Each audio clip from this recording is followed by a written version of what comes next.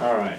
I did hear the door open, but what I wanted to kind of talk about today is something that happened They need to last come week. to, I'm sorry, Alan, they need to come or they cancel? Well, We'll be addressing that. we're going to be addressing that, yeah.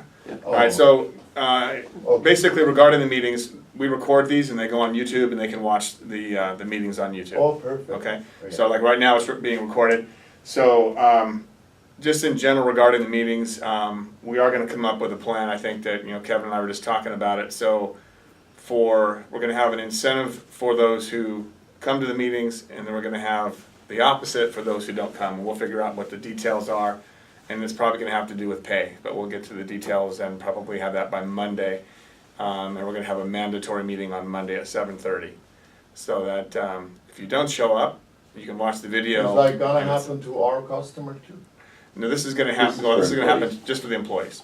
Just for employees? Right. No, I mean, if somebody like, we are a coworker, you are a boss, you are a manager, you handle whole this big money, workman's comp, insurance, everything you handle, you pay to handle, give some family to bring the bread on a table, but they don't appreciate it. You said to me 7:30 is almost going to 8. So, Right. so it's like same as a customer, our customer. Right. If we are a coworker, you are a manager, boss, they do not have appreciate how they want to appreciate on time with the customer or whatever they said. Mm-hmm. So on time, I believe is really Yeah, important. punctuality On time, whatever. If extremely even I important. want to use my broom, sweep or clean some area, so on time, when I said 7:30, it should be 7:30. I agree. At least 5 minutes earlier. Right. So what I want to talk about today, though, in the meeting was having to do with safety on the roof. We just had it happen last week where we had to take a unit off, an HVAC unit off of a roof, and basically ended up, it wasn't done properly or safely, I should say. And it was more of let's get it done, let's get it done, let's get it done, and the unit ended up falling and almost hurt somebody. So Bryce was there helping him with it. I'm not sure if you heard about the Yeah, I did hear about it. details, but so basically I have some roof safety, common safety hazards. First one is, fall hazards. Obviously, when you have items, anytime you're on a roof, you need to make sure that, number one, the structure is strong enough to support you, and then whatever weight you have. Are there any holes or any other things in the way on the roof that could be trip hazards or anything like that?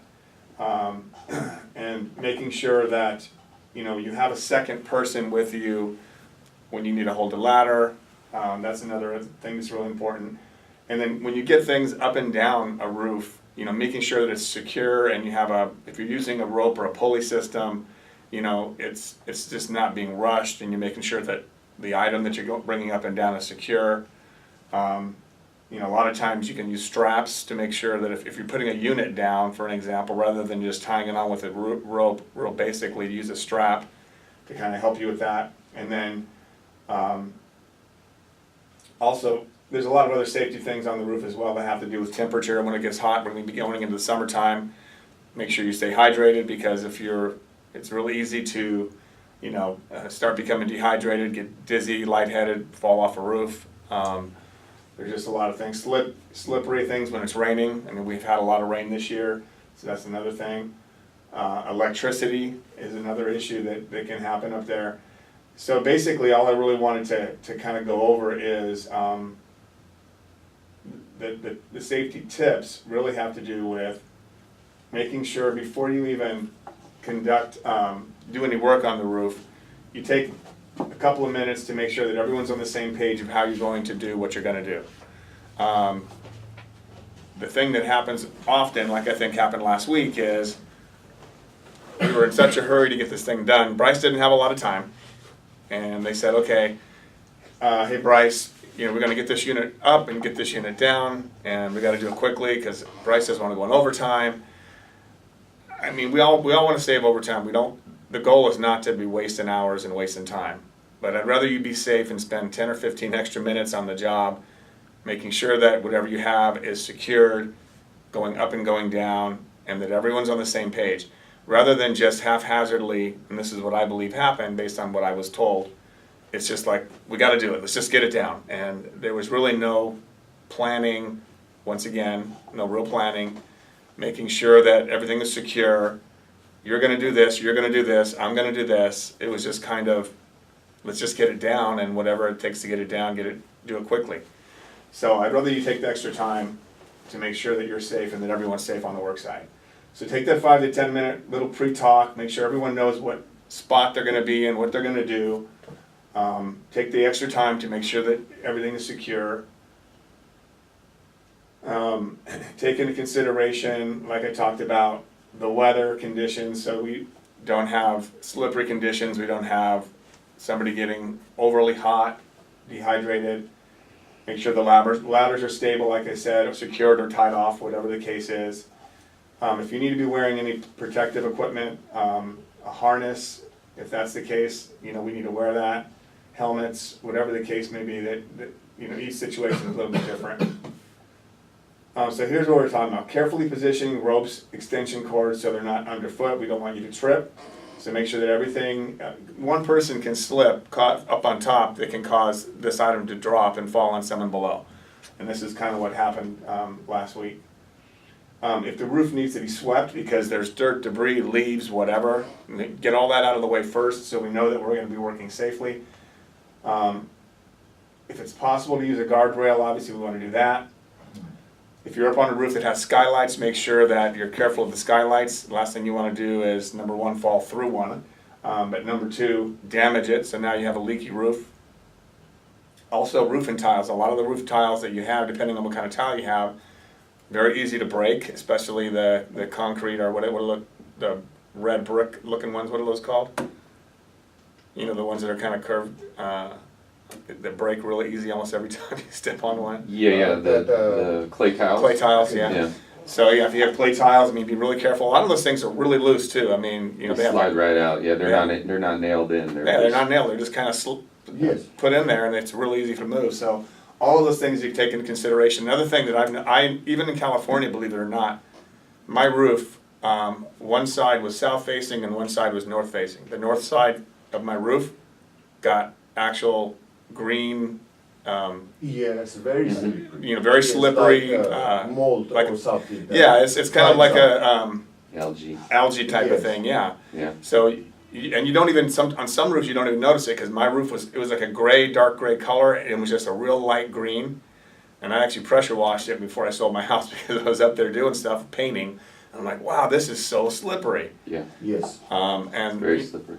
So I used a little bit of bleach and stuff to kill it all after I got done, a little bleach water and done that. If you're working on a roof, you got to make sure that you're safe and that everyone else is safe below you.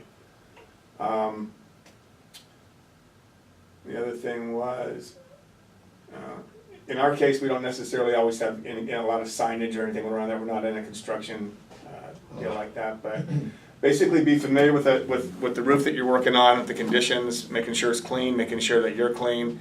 Wear gloves if you need to wear gloves. The other thing that happens a lot of times when you have a rope and you're putting a unit down, if something does happen and you have to hold on so it doesn't slip through your hands, the last thing you want to do is get your hands burned, because that thing's heavy, pulls down, so wear gloves.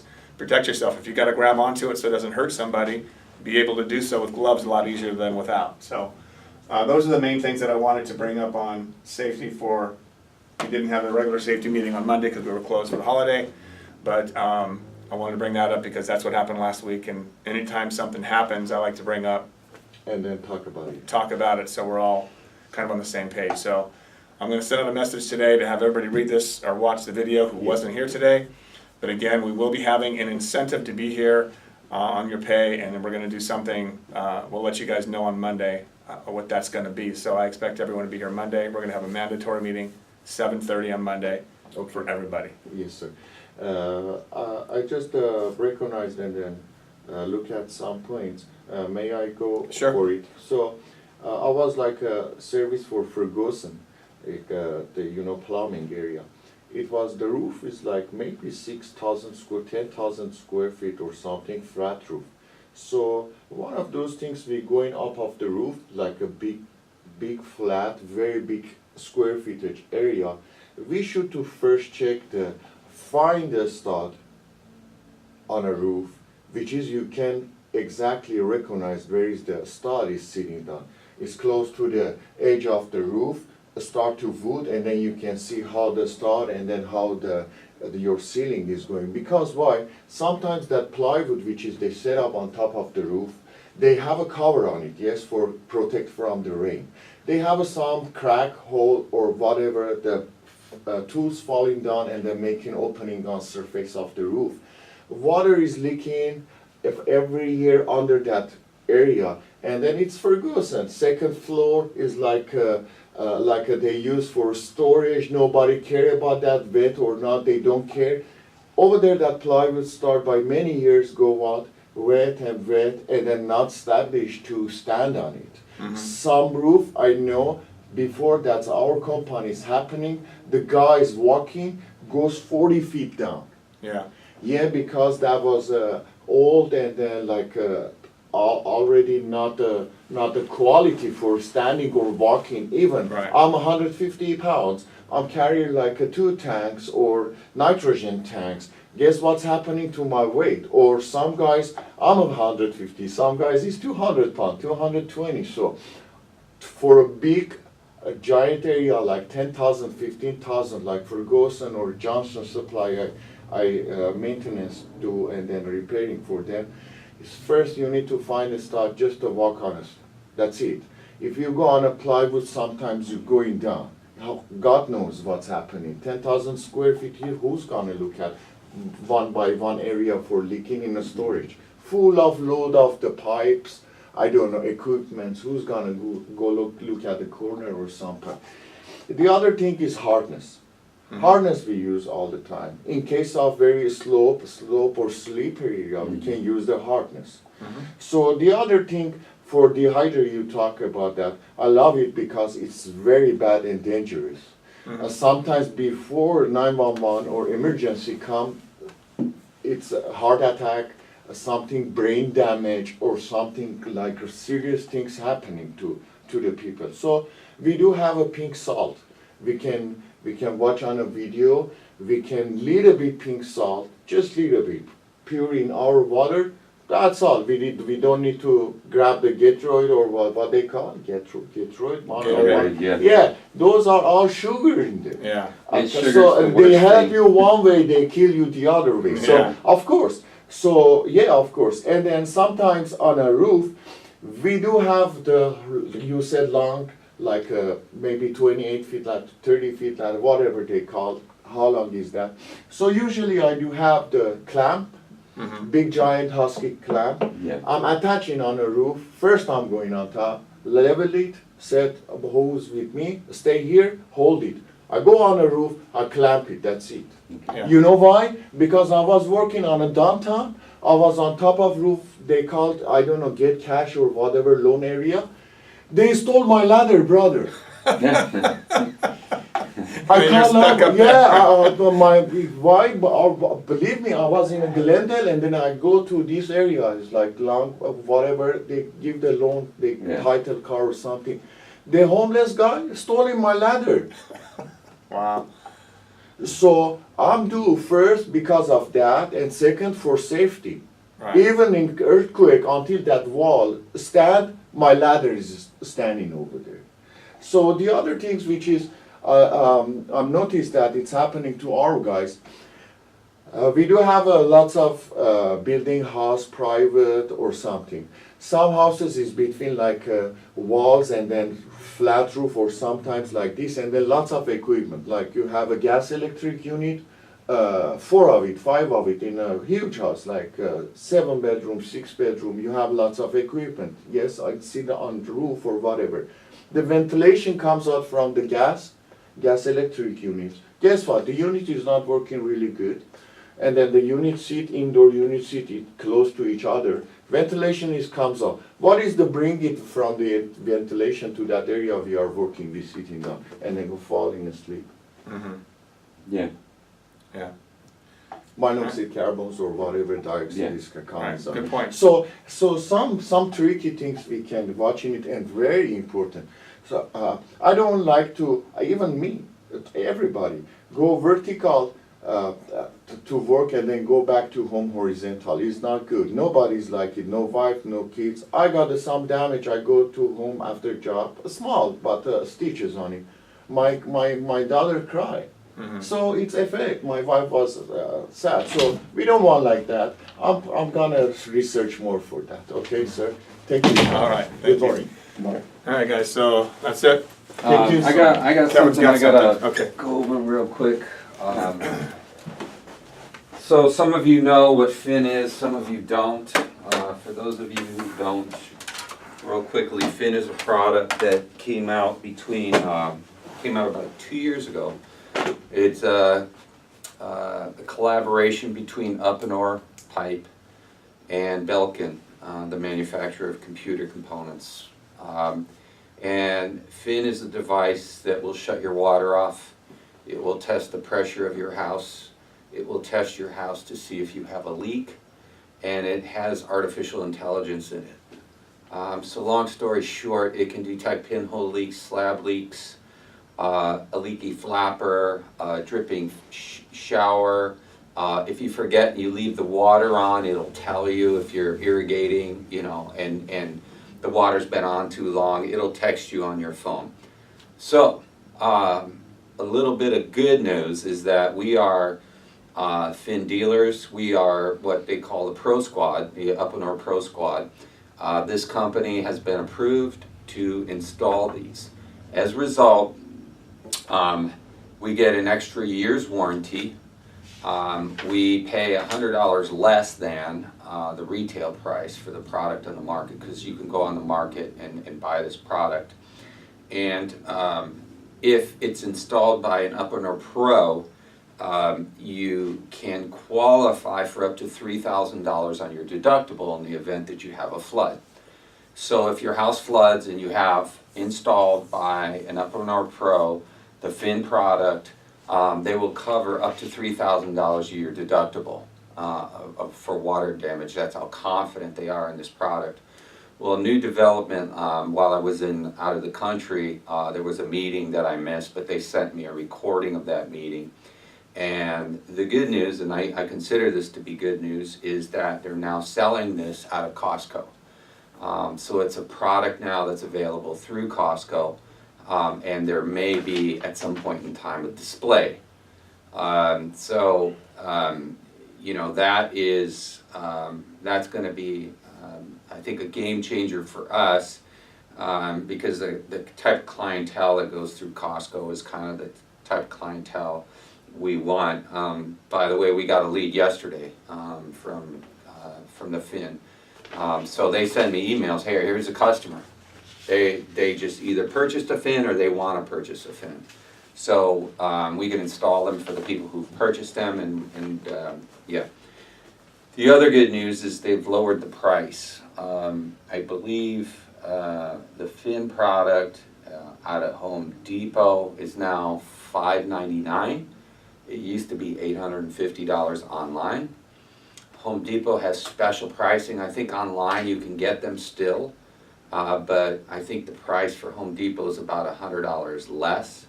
And then, not Home Depot, price Costco. And then we are about $100 less than Costco. So we're significantly less than what you could purchase online. We're $100 less than what you could purchase at Costco. So anyway, you know, those products are really good products to capture the house, you know, the homeowner, and to sell maintenance agreements, etc. Because these are people who are proactive. Somebody that puts this in their house are proactive. They want to maintenance their property. They want to take care of what they have. Also, it's a good opportunity to, when you put these things in, if there is a leak, it's going to tell you right then and there, right in front of you, before you walk away.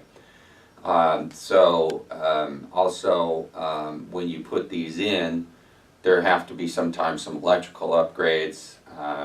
you might have to replace a ball valve or a pressure regulator or a hose bib, because you're taking all of that apart because that's where it goes. So anyway, for those of you who are not familiar with that product, you need to become familiar with that product, because we are only going to be letting people run those calls who are familiar with that product, and I'll come up with some sort of test and a class, and those people who pass the test and are able to understand that product, Qualified for that. yeah, qualify for the install and for the leads.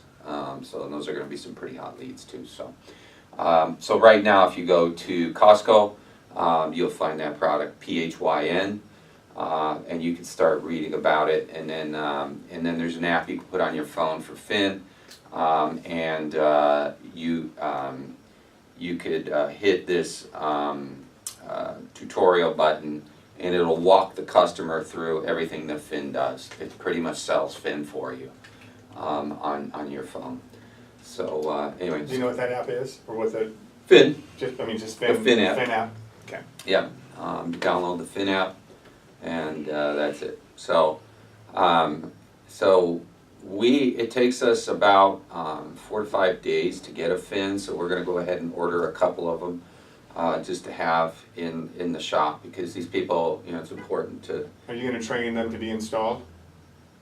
I mean, are you gonna train people to install them, or I mean, I know they're not real hard to install, it didn't Yeah, look like to me. well, actually, It's not any harder putting a regulator on. actually, than plugging it in. what I have to train, yeah, you can train a monkey to put them in, Yeah, but what you need to do is train these people on how to present this to the customer, what it Right. does, what it doesn't do, and where Benefits, all how everything. to load it on your phone, how to test it. Yes. And there's some limitations on how you can install this. In other words, if it's outdoors, it has to be vertical with the cord pointing down, etc. It's not that cut and dry. They have some criteria. It has to be 12 inches off the ground.